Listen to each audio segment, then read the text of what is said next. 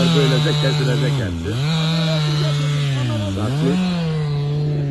Kolay gelsin.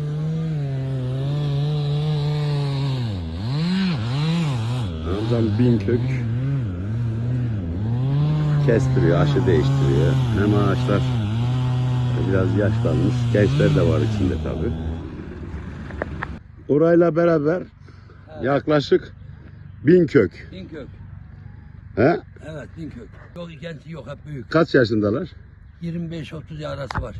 Ozonun şeyle sattık, tonunu 1100'e verdim. 1000 kök ağacı. Ton hesabında. Ya niye gelsem ya, kayısılar yandı. Meyve olmadı, şansı kalmadı bu işin. Yeni tekrar bir şey yapak. Sezeryek bunu. Olmuyor, yoncayken bunun yerine kayısıyı yenileyek. Bu da 1000 köke yakın kayısısını kesme kararı aldı. Kayısılar yaşlandı. Bir de bu soğuk etkilenince kesmek zorunda kaldık.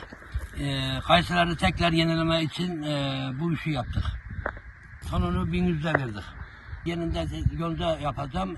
Düzün tekrar yenisini dikeceğim. Evet, yenisini yenilecek. Mustafa Korkmaz'ın var, o kesti. Bunun tabii tekrar daha yeni düzelecek durumda değil. Ancak bunu yenisini dikek de işte gendeldik ağacımıza.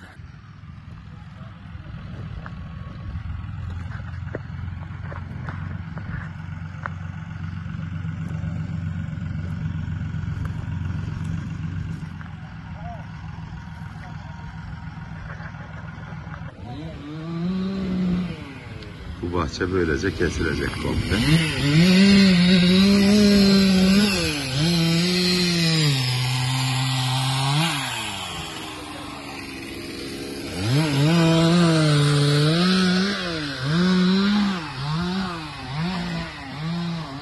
Ağaçlar fazla da yaşlı değil. Bunlar da komple adam tek çeşit bahçe yetiştireyim diyor.